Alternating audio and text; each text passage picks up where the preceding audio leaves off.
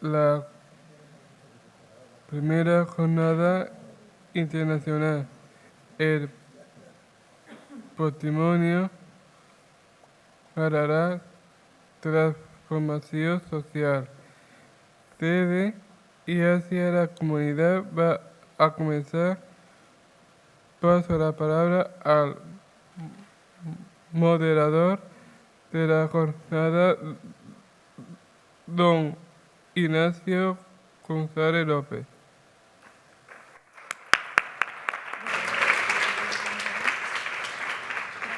Muchas gracias.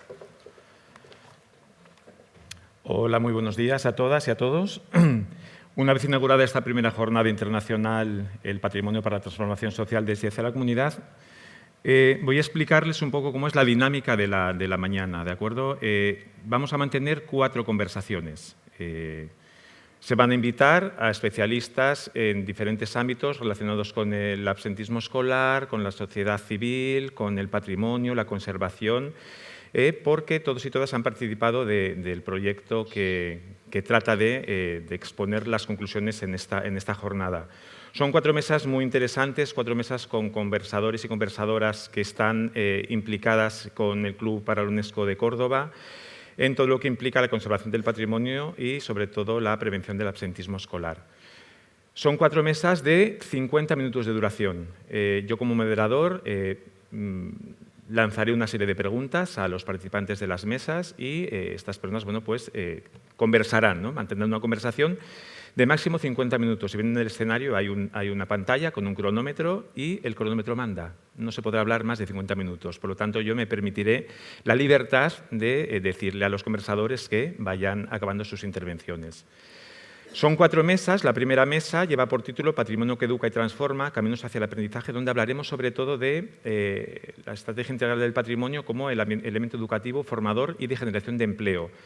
Participarán diferentes personas como son María Ángeles Jordano Barbudo, que es catedrática de Historia del Arte de la Universidad de Córdoba. También intervendrán Gabriel Rebollo Puig y Francisco Rebollo Prinz, que son arquitectos conservadores de la Mezquita Catedral de Córdoba, y Carmen de Prado Ruiz, que la conocemos como presidenta del Club de Córdoba para la UNESCO, CUCO. La segunda mesa, que dará comienzo a las 11:05 de la mañana, lleva por título Crear para aprender, diseñando juntos materiales que inspiran, y conversaremos sobre el diagnóstico que desde la Universidad de Córdoba se ha llevado a cabo sobre el absentismo escolar en la barriada del Guadalquivir de Córdoba y las personas que han diseñado el material didáctico al que a través del patrimonio permiten la intervención para prevenir este absentismo escolar. Conversan con nosotras y con nosotros Belén Quintero Ordóñez, profesora titular de Métodos de Investigación y Diagnóstico de Educación de esta universidad, Carmen Acosta Llamas, que es maestra de la Institución Educativa de Lado Internacional y autora de las situaciones de aprendizaje y los materiales didácticos, y Maribí Pérez Ruiz, que es representante de las AMPAs en el Consejo de Distrito Sur de la ciudad de Córdoba. La mesa número 3 comenzará a las 12:15, lleva por título Educar en comunidad, acompañar, convivir y crecer. En ella vamos a conversar sobre la intervención y la evaluación que se está llevando a cabo en los centros educativos participantes. Y van a participar Alfredo Montero Muedano y María Luisa Guerrero Toribio, que son ambos miembros del equipo técnico provincial de orientación educativa y personal de Córdoba, Elena Moreno Porras, que es jefa de estudios del CEIP Jerónimo Luis de Cabrera, y Claudia Astudillo Elgueta, que es voluntaria del Club de Córdoba para la UNESCO. Y por último, cerraremos las conversaciones con la última mesa, que se denomina Descubriendo vocaciones, el patrimonio como puente hacia el futuro. ¿Qué buscamos más allá de este proyecto?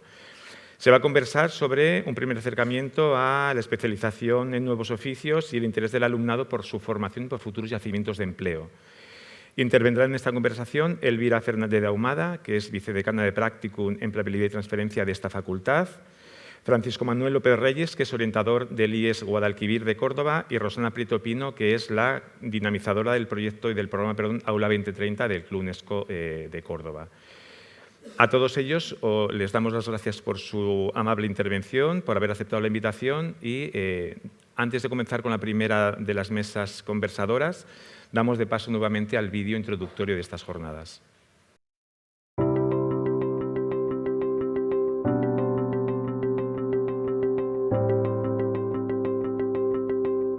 CUCO, Club de Córdoba para la UNESCO, comparte los valores de UNESCO.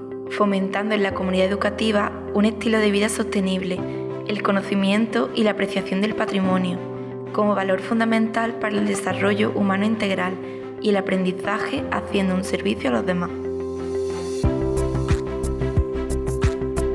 Estas son las claves de nuestro proyecto de investigación y transferencia con la Universidad de Córdoba para la prevención del absentismo y abandono escolar en 3 centros educativos de un barrio de nuestra ciudad. Intervenimos desde infantil y durante toda la etapa de enseñanza obligatoria. Formamos parte del currículo educativo, con situaciones de aprendizaje atractivas para el alumnado, y nos adaptamos a la diversidad del aula. La figura de las asociaciones de madres y padres es primordial. La apoyamos en sus reuniones y actividades, colaborando siempre en red con grandes profesionales de otras entidades públicas y privadas.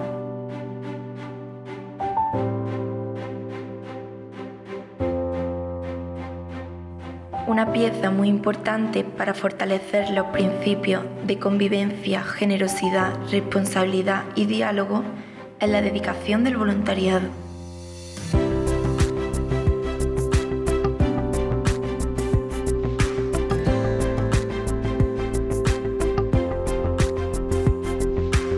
Y disfrutamos nuestra labor con familias del barrio alegres, creativas, curiosas, llenas de vida, trabajadoras y con sueños para un futuro mejor. Nuestro propósito es crecer juntos y crear una iniciativa para la capacitación y empleabilidad en los oficios relacionados con la conservación del patrimonio cultural, que justamente se están perdiendo porque no hay relevo generacional.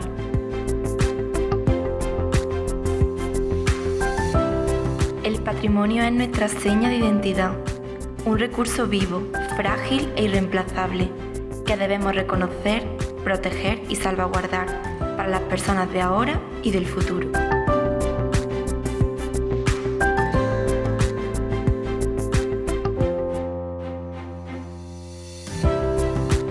Gracias a todas las instituciones, organizaciones, expertos, voluntarios y ciudadanía por aportar cada uno su granito de arena en este proyecto para la transformación social desde y hacia la comunidad de Córdoba.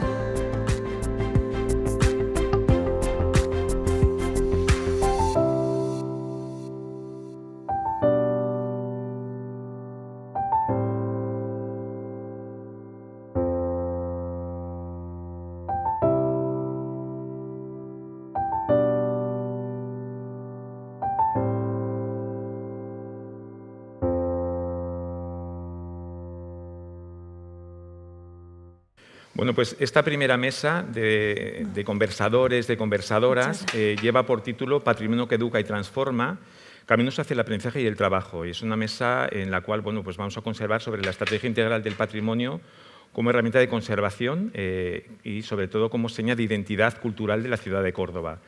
Bueno, yo tengo aquí planteadas una serie de preguntas que voy a dirigir a la mesa y, bueno, con independencia de la pregunta, bueno, pues la persona que lo considere puede intervenir en la respuesta. La primera pregunta va muy dirigida a Carmen, debido sobre todo al contenido de la misma, y sobre todo la pregunta es ¿cómo surge el programa que está desarrollando el Club de Córdoba para la UNESCO llamado El Patrimonio para la Transformación Social desde y hacia la comunidad? Y sobre todo, Carmen, que nos indiques qué objetivos perseguís con este programa, este proyecto. Muchas gracias.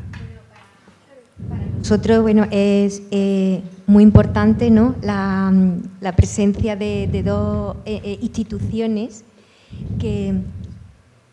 Sí. Gracias. ¿Ahora se me oye mejor? Sí. Y estas dos instituciones son la Universidad de Córdoba y el Cabildo Catedral de Córdoba de la Mezquita Catedral.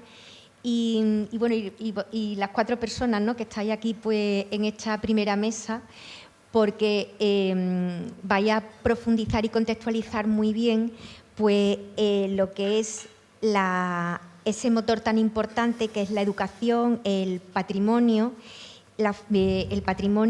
en su gran paraguas, ¿no?, de decir cómo enriquece esa formación de la persona, cómo crea riqueza, cómo crea también empleo. Y entonces, en relación a lo que es educación, para nosotros es muy importante lo que es la medición del impacto social. Es muy importante que vosotros nos aportáis evidencia con rigor pues, de ese proyecto, con rigor científico, porque entendemos que para avanzar hay que medir. Y lo que queremos es establecer, como siempre, una herramienta, al igual que hemos hecho con la profesora Jordano, en la gestión sostenible del patrimonio, para ponerlo también a disposición pues, de otros sitios patrimoniales, de estos centros educativos. Y porque entendemos eso, que es un proyecto de Córdoba para Córdoba, pero que es extrapolable pues, en otros lugares. Y también el hecho, ¿no?, de nuestra vocación al final es social.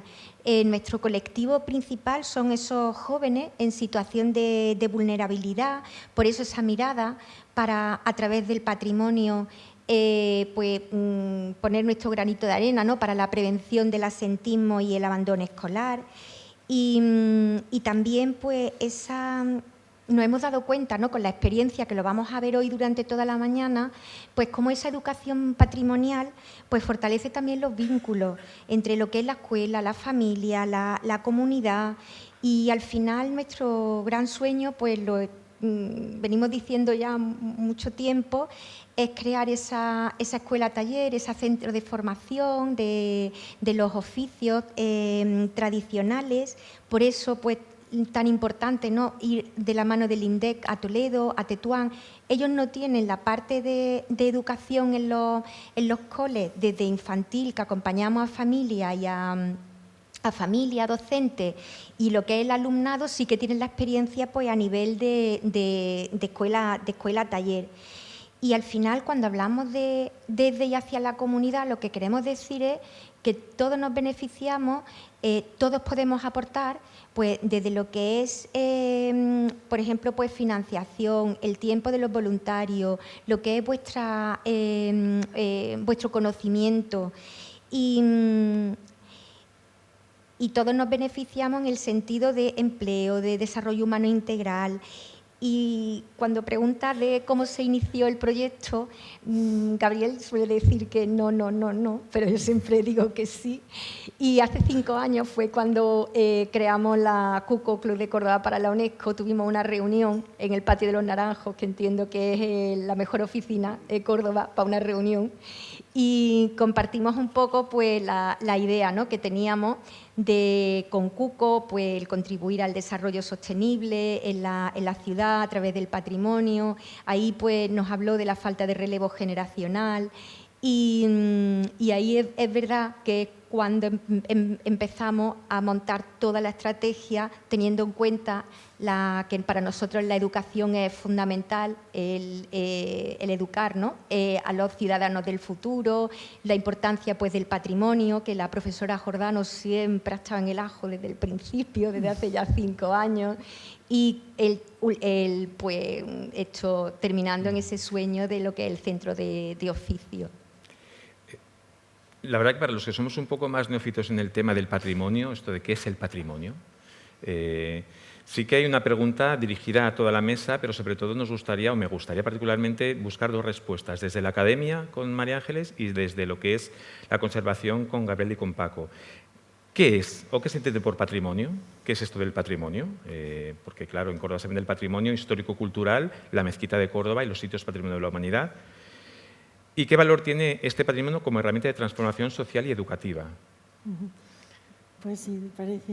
María Ángeles, sí, te apetece a ti. Vale, pues sí, el patrimonio creo que lo han definido más o menos antes los que han introducido, han hecho la presentación, pero bueno, voy a ahondar porque creo que merece la pena lo que nos reúne hoy aquí. Y como se entiende por patrimonio, los bienes que nos rodean, pero que tienen un singular valor, que pueden ser tanto materiales como inmateriales. Dicho esto, que es una generalidad, pues yo creo que a veces las cosas se ven mejor a través de los ejemplos. Y es así como, por ejemplo, la mezquita catedral ha fijado una imagen que es la de los dos arcos superpuestos, el arco de herradura y el arco de medio punto, que eso ha dado la vuelta por el mundo. Es decir, es una imagen con la que los cordobeses nos identificamos y ya lo consideramos como algo nuestro, ¿verdad? Bueno, pues ese estereotipo, esa imagen ha identificado pues, a empresas que cuando exportan lo colocan en sus productos, lo tenemos en cantidad de logos repartidos por toda la ciudad. Es decir, que es algo que nos identifica. Eso yo creo que es un ejemplo que ilustra muy bien lo que es patrimonio, aquello que nos viene por una herencia, que es un legado y que entonces nosotros nos sentimos identificados con eso. Eso es una imagen, se concreta en lo material, pero también hay un patrimonio inmaterial muy importante, como son pues todas las tradiciones. Y aquí bajo otra vez a la realidad, a los ejemplos. Como estamos hablando de oficio, que es lo que nos interesa hoy aquí, pues a mí me hace muchas veces pensar el encalar las casas, encalar los edificios.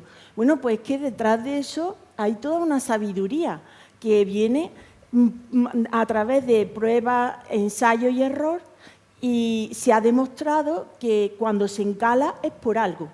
Bueno, pues hasta hace relativamente pocos años se cubría con cemento. Claro, el cemento pues impide que el edificio respire, por decirlo de alguna manera.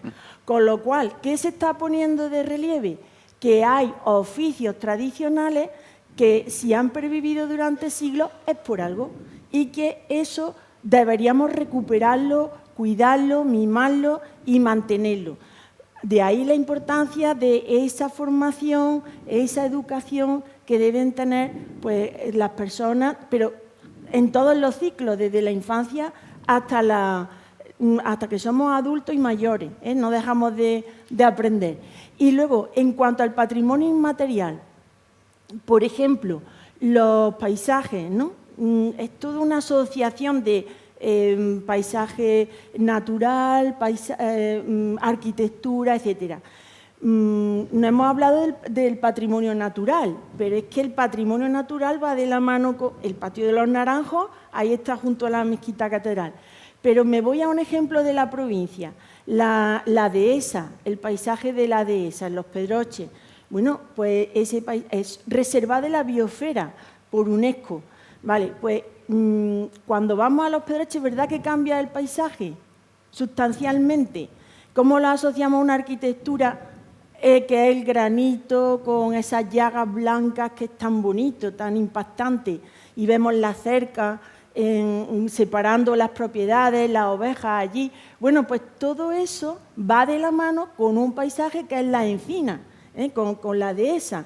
Por eso digo que es que el patrimonio es tan amplio que va de la mano de conservar una serie de tradiciones en todos los aspectos. Yo creo que también aquí pues, podríamos hablar de cómo, por ejemplo, ya en el ámbito provincial, sobre todo en el norte de la provincia, se está notando ya el descenso de la población. Y esto nos debe hacer reflexionar. Nos debe llevar a una cuestión trascendental, que es qué hacemos con ese patrimonio que está quedando abandonado. Por eso yo creo que aquí, que hay muchos jóvenes, pues, hombre, supongo que son de la Facultad de Ciencias de la Educación, que se están formando para otra cosa, pero sí que es verdad que este proyecto yo le veo un potencial enorme porque formar a profesionales, a técnicos, en este tipo de manejo de técnicas tradicionales es fundamental, porque poco a poco nos vamos a dar cuenta que ese patrimonio hay que recuperarlo. Esa pregunta me la reservo para después. Vale. Así que, Gabriel, Paco, desde la perspectiva de vuestro trabajo desde la Mezquita Catedral, perdón, ¿qué es el patrimonio para vosotros y qué valores promueve a nivel socioeducativo? Sí.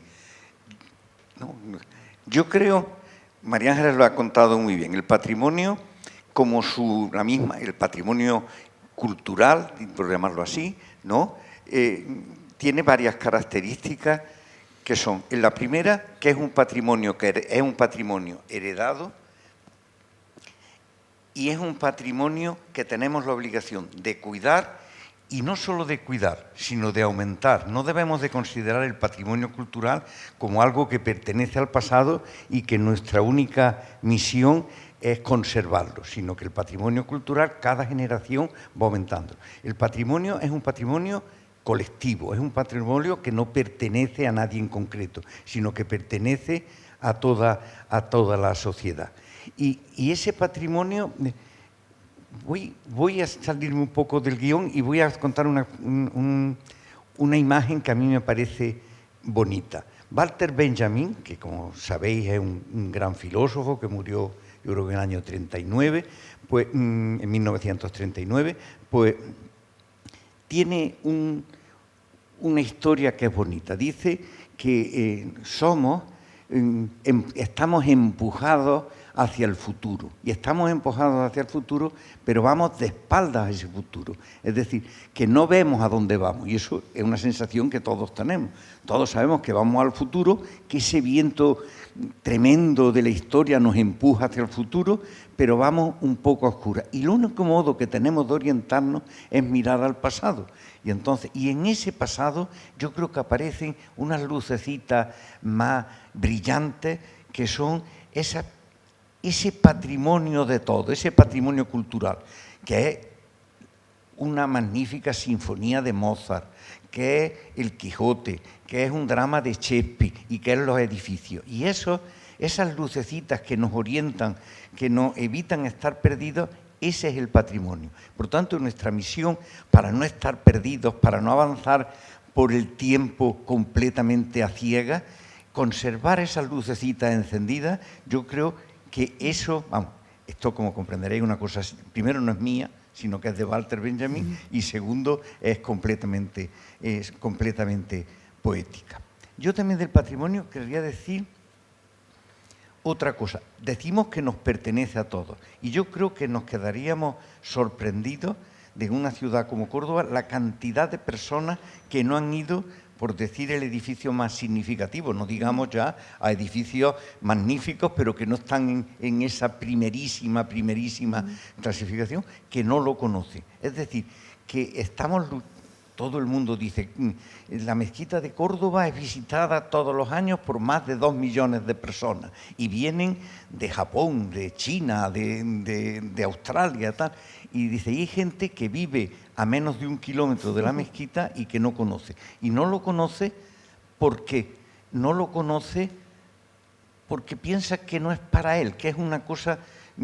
Yo he hablado con muchas personas y dicen, pues tengo yo que ir a la mezquita. Digo, bueno, pues tiene 40 años, o sea, que realmente ha tenido tiempo de ir, ¿no? Y yo creo que esa es también una responsabilidad, porque ese patrimonio pertenece a todos y ese patrimonio nos enriquece, ese patrimonio nos hace más humanos, ese patrimonio con todos esos otros patrimonios que he dicho que son fundamentales, ¿no? Y eso de acercar el patrimonio a los demás, yo creo que es fundamental. Yo creo que también hay un error, ¿no? Hay un error en pensar que para disfrutar verdaderamente del patrimonio hace falta tener un nivel cultural muy grande, hace falta, no sé, estar... Y yo creo que eso es mentira. Yo creo que todos nos podemos acercar al patrimonio, unos con más conocimiento, otros con menos conocimiento, y a todos nos emociona. Y es más, a veces ese enfrentamiento de personas sin mucha cultura, por tanto sin prejuicios, que les entra por los ojos y que no tienen unas barreras que nosotros tenemos, decir, ya lo tengo claro, esto es del siglo X, eso, yo creo que eso es magnífico. Por tanto, el patrimonio es para todos y acercar al patrimonio es de todos. No estamos diciendo, es el patrimonio de los cultos, es el patrimonio de los listos. No, es el patrimonio de todos. Y, por tanto, esto es muy general todo, pero yo creo que ¿por qué conservamos el patrimonio? ¿No? Porque todo el mundo está muy preocupado porque se conserve el patrimonio. Esto lo estuvimos hablando juntos un día, ¿no? Conservamos el patrimonio porque creemos que es útil para todo el mundo. No conservamos el patrimonio. Es decir, tengo un disco magnífico de la Novena Sinfonía de Beethoven. Dice, lo conservo, no te puedes, ¿cómo lo conservo? ¿Y cómo lo conservo? Pues lo tengo en un cajón cerrado con 2 llaves y unos pañitos para que no le entre humedad. Estupendo. Y dice, oye, no, porque como lo estoy conservando, a ver si lo estropeo. No, pues el patrimonio conservamos para acercarlo a los demás, para que los demás lo aprovechen, para que les sea útil, para que le llene su vida de contenido. Si no, sería bastante estúpido. Yo no me imagino conservando una cosa para hacer una tesis doctoral diciendo que lo he conservado muy bien. Eso no me interesa lo más mínimo. Bueno, me he comido bastantes minutos que no me corresponden. No te preocupes, Gabriel. Voy a dirigirle a Paco una pregunta directamente, ya que Gabriel ha iniciado la temática de la conservación del patrimonio. Sí que me gustaría, Paco, desde tu perspectiva como conservador de la Mezquita Catedral de Córdoba, ¿estas labores de conservación del patrimonio pueden promover o pueden generar nuevas oportunidades de empleo para la juventud cordobesa? Es decir, las labores que hacéis de conservación, todas las técnicas, las dinámicas, las estrategias, ¿qué oportunidades pueden generar de empleo futuro para la sociedad cordobesa o para la juventud de Córdoba? Pues, bueno, la conservación del patrimonio, en este caso que nosotros conocemos mejor, que es del patrimonio inmueble, en el caso particular de la Mezquita de Córdoba, pues necesita evidentemente de muchísimos trabajadores de muchísimas disciplinas, ¿no? Igualmente, en obras de restauración o de conservación del Alcázar de los Reyes Cristianos, del Palacio de Viana, de cualquier iglesia, pues necesitan mano de obra para intervenir en ella y la va a seguir necesitando. O sea que desde ese punto de vista, en cierta medida, sí hay una generación de nuevas oportunidades, y en la medida en que se siga conservando el amplio patrimonio que tenemos, pues esas oportunidades seguirán existiendo, ¿no? En el caso concreto de la Mezquita Catedral, donde trabajamos, pues el Cabildo, su propietario, tiene ya un equipo que ha ido formando a lo largo del tiempo propio, que se dedica exclusivamente a la conservación del edificio. En el caso del resto del patrimonio, de la casi totalidad del patrimonio local, pues en cada intervención intervienen empresas, pero esas empresas evidentemente necesitan un personal cualificado para intervenir en este tipo de edificios y que sepan, pues, aplicar técnicas muy particulares, sistemas constructivos que son propios de edificios patrimoniales y que en cierta medida están en desuso. Entonces, a mí me da la sensación, pero es una visión un poco positiva, por esto de que es muy esperanzador lo que Cuco propone, que hay muchísimo más volumen de patrimonio que personal cualificado o especializado en técnicas tan concretas como que necesitan estos edificios, ¿no? Por lo que ahí sí hay una especie de, entiendo yo, una ventana de oportunidad de oportunidad de empleo para la juventud en este campo, ¿no? Es muy común en edificios de patrimonio que recurrir a empresas de fuera especializadas para determinados tipos de trabajo. Por ejemplo, pues tienes que restaurar un artesonado de una casa palaciega y no encuentras una empresa de carpintería que sepa acometerlo, o hay una vidriera emplomada en un palacio o en un convento y no encuentra una empresa de cristaleros que sepan hacer ese trabajo, o trabajos de cantería para elementos estructurales.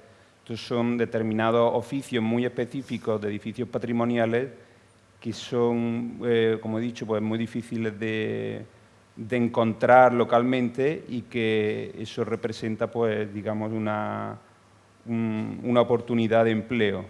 Evidentemente, el problema es que son oficios muy específicos que necesitan una formación previa, y esa formación previa pasa por una formación práctica, ¿no?, en este tema de los oficios. En el caso nuestro, pues, como comentábamos el otro día, pues siempre hacemos hincapié en el caso de la mezquita y en otros edificios, en preservar los sistemas constructivos tradicionales, ¿no?, en utilizar materiales que se utilizaban entonces, y ese trabajo, que en el caso de la mezquita pues cuenta con una formación práctica de sus empleados que a lo largo del tiempo que ha sido muy beneficiosa para el edificio, pues en el otro caso de edificios de edificios patrimoniales, pues habría que ver de qué manera se articula esa formación y posterior puesta en práctica de entrada, digamos, en ese tejido empresarial, en esta, digamos, campo de la construcción específico del patrimonio. No sé, creo que no he respondido a tu pregunta, pero... Algo ha respondido, ¿no? Lo que buscaba era saber, o si podéis concretar, podéis ser Paco, María Ángeles, Gabriel, ¿qué oportunidades de empleo tendría el Juventud de Córdoba a raíz del patrimonio, a raíz de todo lo que implica la conservación del patrimonio? Sí. Es cierto que la conservación del patrimonio requiere equipos multidisciplinares, requiere agentes sociales, económicos, educativos. Entonces, ¿qué tipo de equipos se necesitaría para trabajar en la conservación del patrimonio? Y ahí la Universidad de Córdoba, ¿qué labor tendría en la gestión de estos equipos multidisciplinares? Yo creo que, como todos ya hemos nombrado muchas veces la mezquita catedral, yo creo que eso puede estar desenfocándonos un poco el tema. Hay el patrimonio, digamos, verdaderamente patrimonio de la humanidad, como es la mezquita. Hay un patrimonio alto, las buenas iglesias fernandinas, en fin, todos los conocéis. Pero hay también un patrimonio más menor, más de arquitectura menor, que es muy importante. Es muy importante por dos razones. La primera razón, por problemas de sostenibilidad. Es decir, si yo tengo una casa en una calle que está bastante deteriorada, tengo dos opciones. Una es tirarla completamente y hacerla nueva, y otra es intentar ver qué elementos puedo aprovechar. A lo mejor los muros están bien, pero los forjados no, y, digamos, no derribarla, por decirlo de una manera sencilla.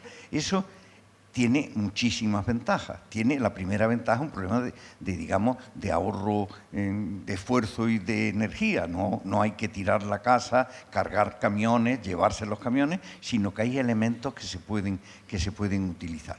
Es decir, que no estoy hablando ya de grandes monumentos. Y segundo, en Córdoba y en casi todas las ciudades hay un monumento muy grande, que es la propia ciudad.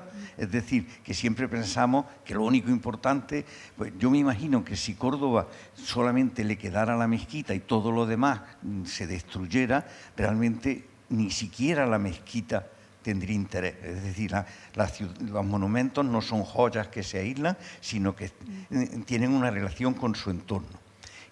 Con esto, ¿a dónde voy?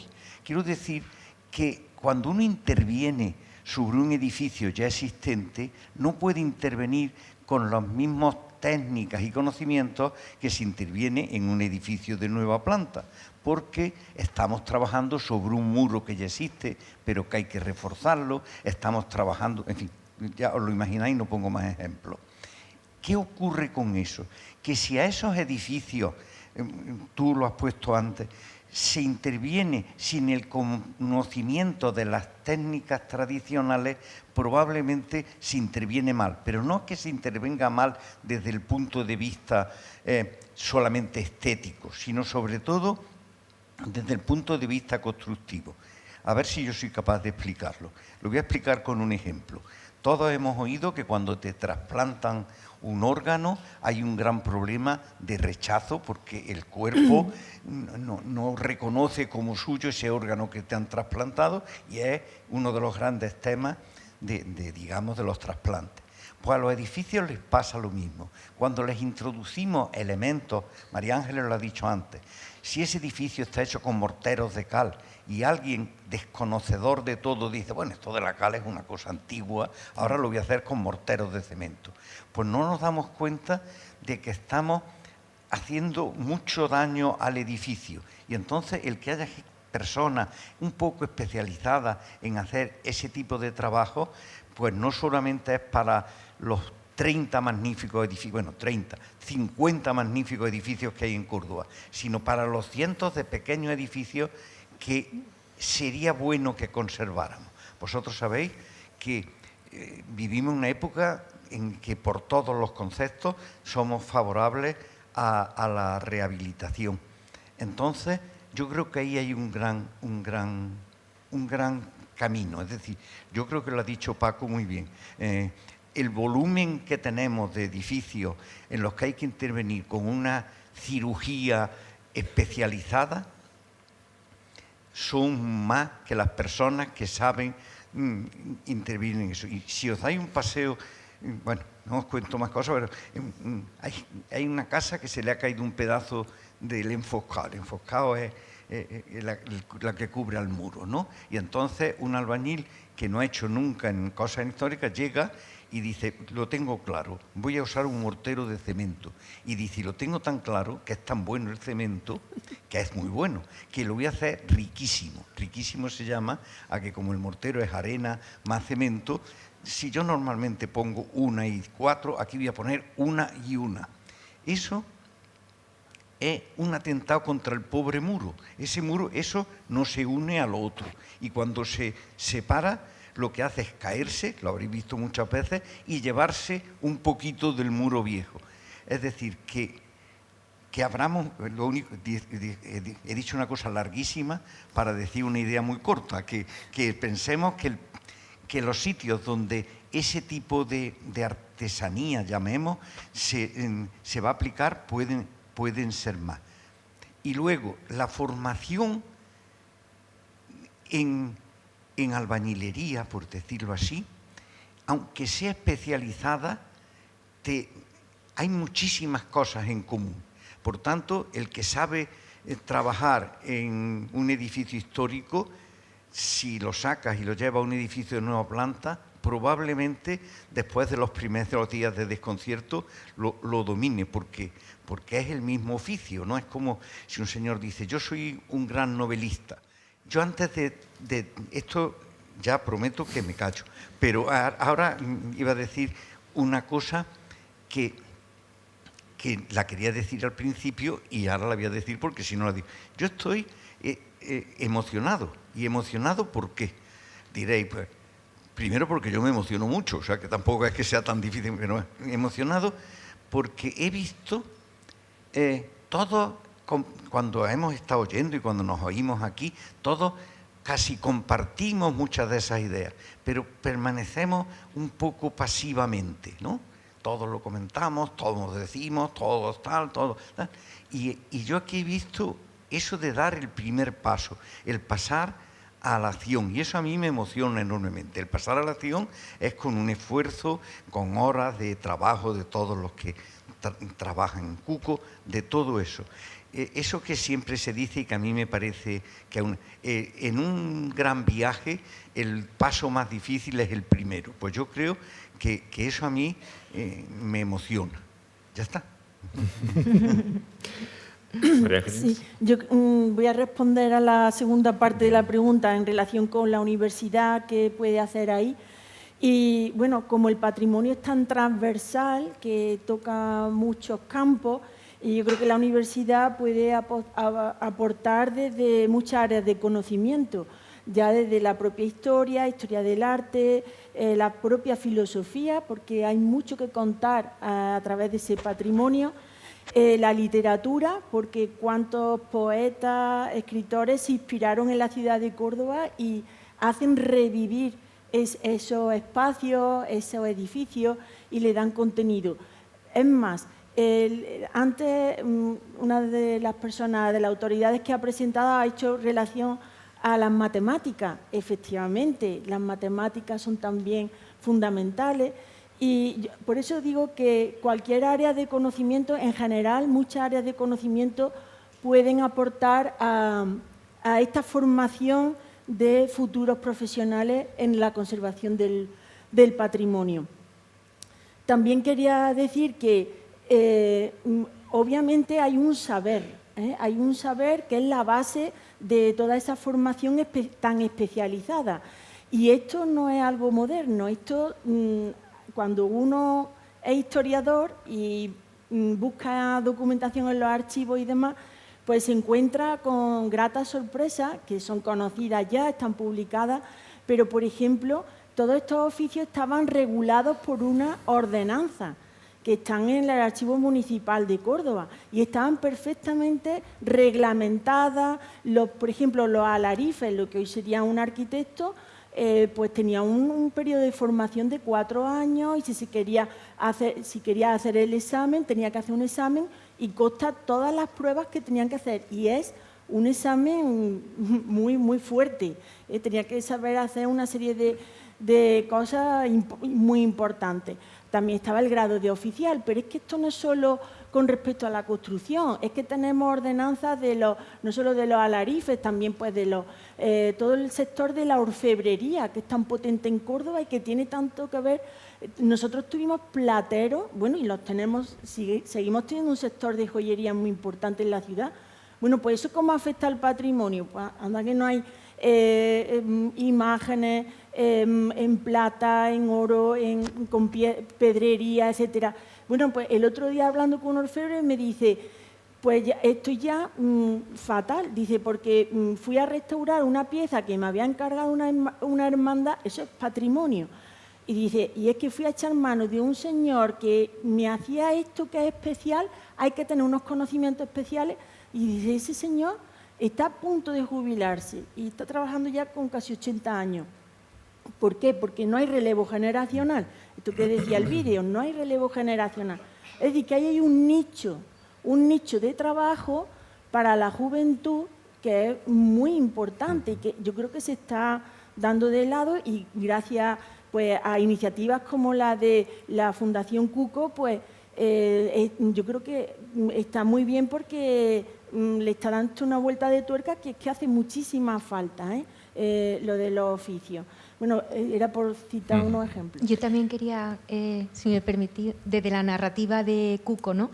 En esta relación en el tiempo, tanto con la universidad como con la mezquita catedral, pues lo que hemos visto es esa tendencia en la conservación del patrimonio cultural a la conservación preventiva y a lo que es el mantenimiento. Y por eso el enlazar con lo que es la escuela taller, los oficios que nosotros estamos trabajando ahora mismo para implementar, pues son la albañilería, como habéis comentado, lo que es electricidad, carpintería, fontanería y jardinería, con ese cinturón verde, ¿no? que se está gestionando en Córdoba.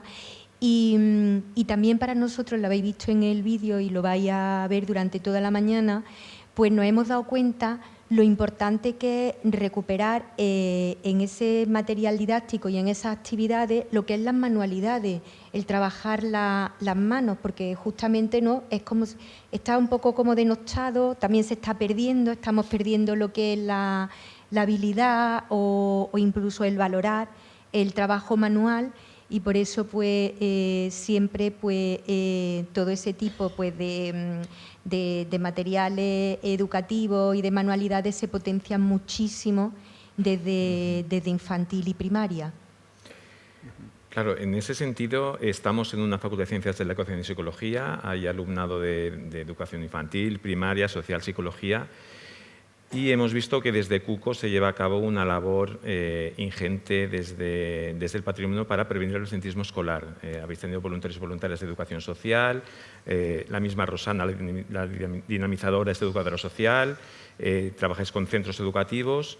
Entonces, desde el punto de vista de Cuco, de la Mezquita Catedral y desde el punto de vista de María Ángeles desde Historia del Arte, sí que me gustaría que nos comunicaseis a todas y a todos qué valores sociales promueve la conservación del patrimonio. Claro, el patrimonio no solamente, como habéis dicho, es algo que hay que ver, sino es algo que forma parte de la identidad de las personas que vivimos en Córdoba, seamos o no de Córdoba, formamos de la identidad. Hay un patrimonio material, un patrimonio inmaterial, hay un patrimonio urbano, arquitectónico, social, cultural, natural. Su conservación, ¿qué valores promueve? Valores sociales. Sí. Bueno, Bueno, contesto yo y luego contestan todos. Quiero decir que a lo mejor no voy a decir lo más interesante. Yo creo que ya antes hemos hablado de lo que representa el patrimonio, el disfrute del patrimonio, el habitar el patrimonio, lo que representa. Y ahora voy a hablar de otro tema que a mí lo he conocido a través de Cuco y a través de Carmen. Que Carmen me hablaba de muchas personas que están, digamos,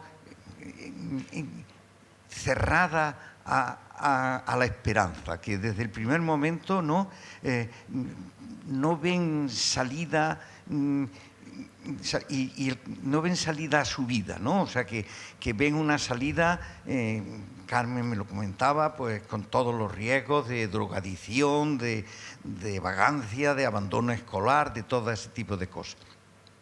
Entonces, desde ese punto de vista, yo creo que esa formación tiene muchísimos temas positivos. Primero, yo creo que a personas que hay que animarlas a dar el primer paso, es muy importante que se sienten animadas desde el primer momento.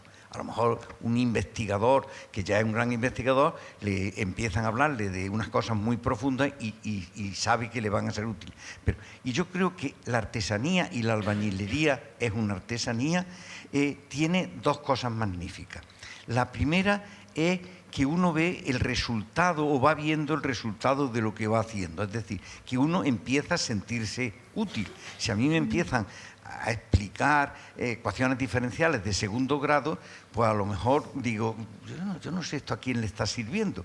Si soy más razonador y más reflexivo, diré que sí me va a servir.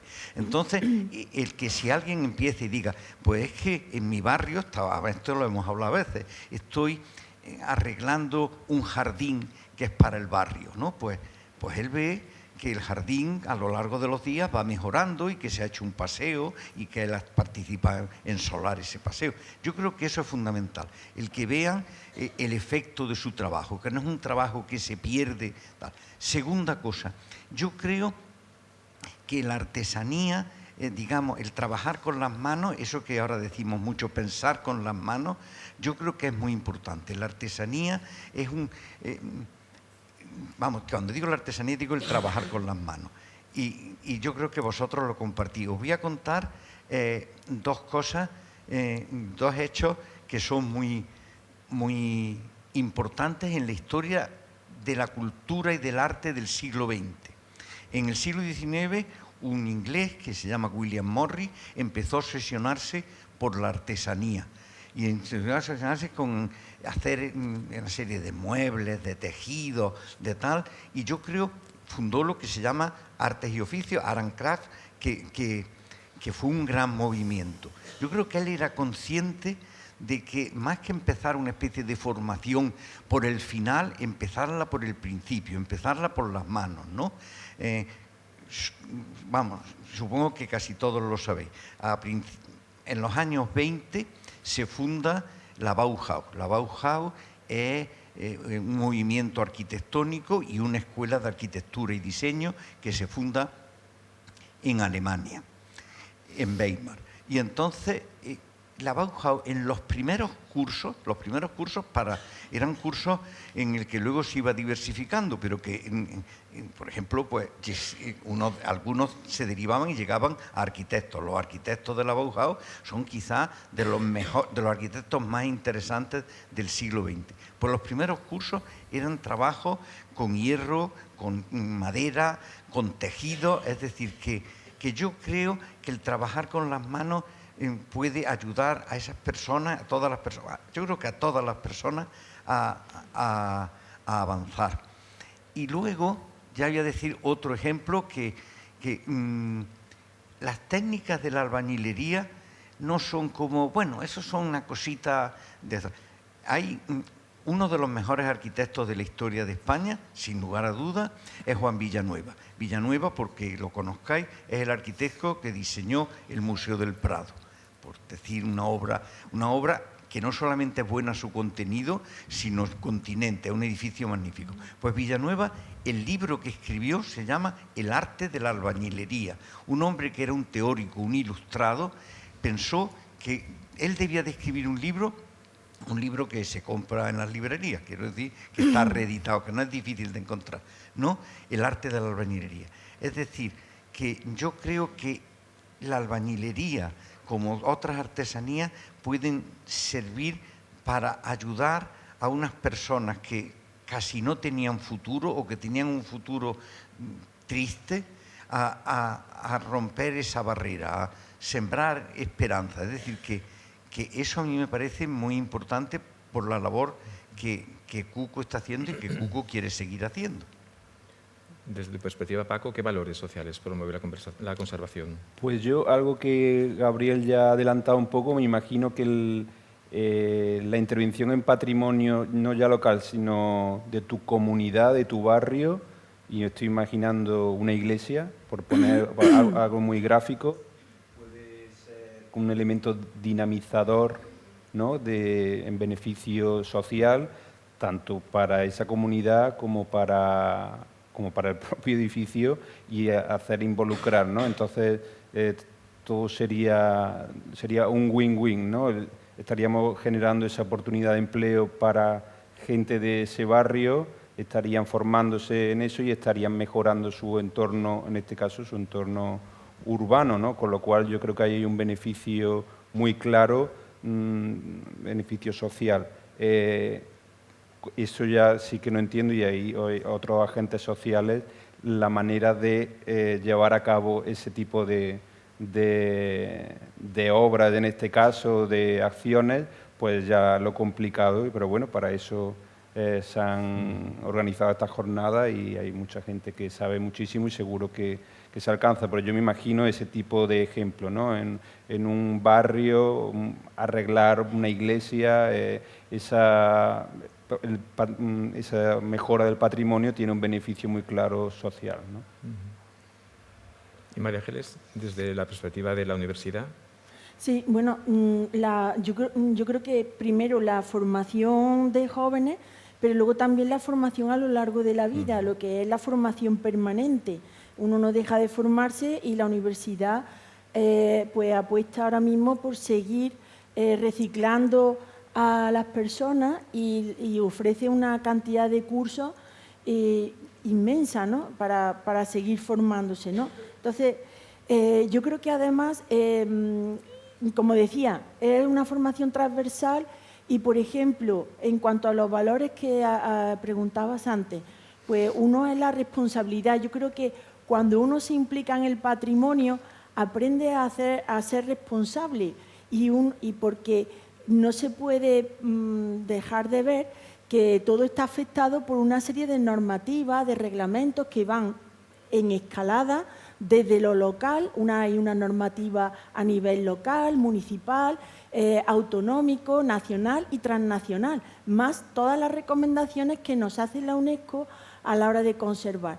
Pues eso también hay que trasladárselo a estos aprendices de oficio, porque de esa manera también los estamos haciendo más responsables de cara a cuando vayan a intervenir en patrimonio, que no pueden perder de vista esa normativa.